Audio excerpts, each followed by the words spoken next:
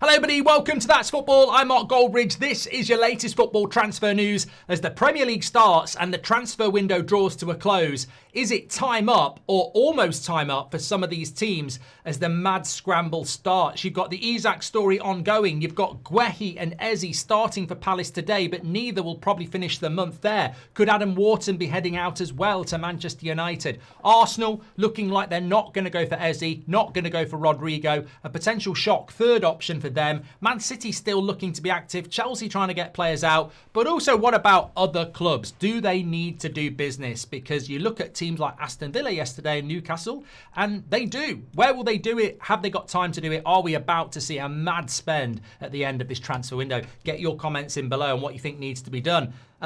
Just starting off with Liverpool, I reiterate the words that Romano says that Guehi still wants Liverpool and Liverpool still want him. Remember, there is these two deals that Liverpool have sort of stacked up, and I think they'll do both. I was listening again to Alan Shearer last night on Match of the Day, having a big old moan about Isak and he's disrespecting the club and this, that and the other.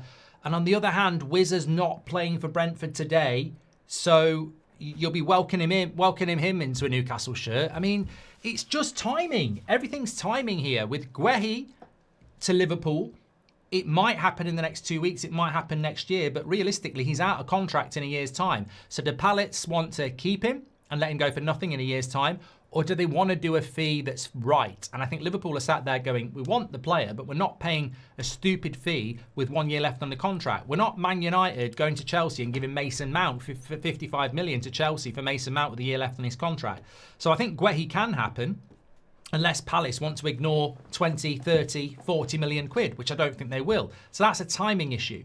I think with the Isak thing, as we've said, Newcastle need to get bloody strikers in. And as a point of negotiation, you can't sell Isak for 120 million, 130 million, and then negotiate with PSG or Brentford because they're going to go, right, you've got money. They've got to get the players in first. It's a domino effect. It's frustrating for Newcastle. It's frustrating for Liverpool. It's frustrating for everybody.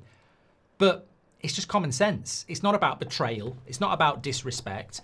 Newcastle, as we said yesterday, Isak wouldn't be a Newcastle player if they'd got Ekitike and Seshko. So, look, Wizard, Ramos is what they're looking at the moment. Maybe Ollie Watkins. There's talk of Nicholas Jackson going to Aston Villa. So maybe Watkins leaves. I don't know. But realistically, I expect that deal to get done. And there is time for those deals to happen. Of course, Newcastle play Liverpool next week. I think the Eze story is really interesting. He's going to play for Palace today, as per David Ornstein. So the Spurs deal isn't completely there yet. Could Arsenal still come back? It only takes minutes to pick up the phone. Could they still do that? Is there a late swoop there?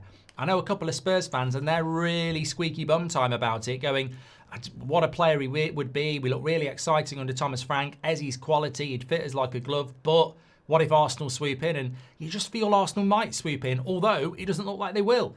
And Rodrigo looks like he could be heading to Man City with Donnarumma, who looked very good yesterday, Man City. So there are deals that are going to happen. And Arsenal are now being linked to Leao of AC Milan. Do Arsenal do something? Should Arsenal do something? Talk to me, Arsenal fans. Are you happy with your window? Later on this afternoon, we'll probably, I always do this, even though we're on United Stand, Arsenal, Man United. The match reaction will be on the United Stand. But I always do a 10-minute one on here for That's Football from an Arsenal side. So, because obviously that will be very United-centric. But they could be desperately needing another signing at 7 o'clock tonight. They might be desperately not needing another signing at 7 o'clock tonight. But I don't know. You know, this is such an important season for so many teams. That window closes for 9 months, really. January is not the same. So I think you've got to look at it and go, the next 2 weeks are just so important. And look at the Premier League weekend. As I predicted, Liverpool, Man City winning games. I think Chelsea will win today. Hopefully Arsenal won't. But if they do, the strength of the summer transfer window has been the top four, strengthening more than anybody else. What's everyone else going to do about that? Like Spurs had a good start yesterday. They're looking to do business. I think there's a direct correlation between doing business and looking good at the moment. And I think that Aston Villa need to do bits. Newcastle need to sort that striker thing out. As a United fan, Look, we're being linked to Adam Wharton, which I just don't know how Palace can stomach Eze, Guehi and Wharton going no matter what the price. I think that would very, very much surprise me. But we're not quite ready for the start of the season. And it always amazes me how some clubs just aren't ready for the start of the season. I think when you look at the volume of Man City, Arsenal, Liverpool and Chelsea signings, they're already good teams and they've added players. They're ready. They can add bits, but they're ready. I think teams like, Newcastle, they're not ready for the start of the season. They don't have a striker. I think when you look at teams like Manchester United, we don't have a midfielder and we don't have a goalkeeper. So some clubs are clearly going to stack themselves up in these next 2 weeks and hope to do business. And it's going to get really, really interesting. I think that one club, people say you only ever talk about the top six. We don't. I think that there are lots of interesting deals out there. Crystal Palace have approached Leicester about Al Khanis. I think I pronounced his name terribly, as a replacement for Eze. This one again, Arnaud Calimundo is signing for Forest as a striker from Rennes for £25 million. They're a club that have done a lot of business as well. Atoro I've probably pronounced his name wrong, from Bournemouth. He's going to Brentford for £25 million. So the deals are starting to stack up now. And as we mentioned yesterday, Sunderland have done so many. I think in relation to Chelsea, by the way, Nkunku is getting closer and closer to a move to Bayern. I think I saw Ben Jacobs talking about that today. That will lead to Simons going to Chelsea, we think. They want Garnacho and Xavi Simons. Obviously, Jackson and Nkunku need to go. So Chelsea, probably one of the best clubs in the world at transfers. Nkunku should be going this week, and then that would lead to something happening there as well. So keep an eye on that one. It's going to get really busy, really, really busy. But look, I'm not here to sit and, cast predictions on the opening weekend of the Premier League. I expected Man City to win yesterday. I expect Chelsea to win today.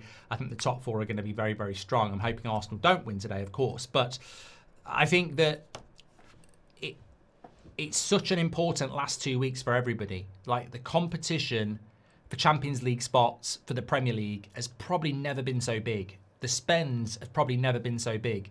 And there's still 2 weeks left in the window. And when you look at Liverpool, who are a good team with some new players, and it's going to take time, but then they're going to add in Guehi and Isak to two players to that squad already. If you are an Arsenal and you know what Chelsea are about to do with Simons and Garnacho, and maybe something else, maybe a goalkeeper, maybe a centre-back, and Man City are looking at two players like Rodrigo and Donnarumma, if you're Arsenal, you were looking at an Eze or a Rodrigo after Madueke. And I think Arsenal fans would look at it and go, look at what Liverpool are doing. Look at what Chelsea are doing. Well, look at what Man City's doing. We don't want to be in a position come Christmas or even earlier going, yeah, we should have done that extra signing. Look at everybody else. And I think that's a big, big decision. I'm sort of looking at Arsenal at the moment. I'm not saying they're going to move for Eze, but I'm still looking at Arsenal and going, they clearly wanted one more. Will they get one more? Give us your comments. Let us know your thoughts. And let us know who you support and what you want your club to do. Because I think, as I said, watching Villa yesterday, good squad, but just feels a little bit flat. Like they needed a couple of new signings just to give them a bit of a spark. Newcastle desperately need those strikers in. They've been trying all summer. Arsenal, as I said, I think they need that one more attacking player just to give, a little bit more depth and that everybody else has got. Give us your thoughts. Thanks for watching. And yes, I think Isak and Guehi will end up at Liverpool. Yes, I think Donnarumma and Rodrigo will end up at Real Madrid. And yes, I think Simons and Garnacho will end up at Chelsea. Take care. I'll speak to you on the next one. United stand, 4:30 kickoff, watch along Arsenal, Man United, and a reaction will be on here later on this evening. Take care. Speak to you in a bit.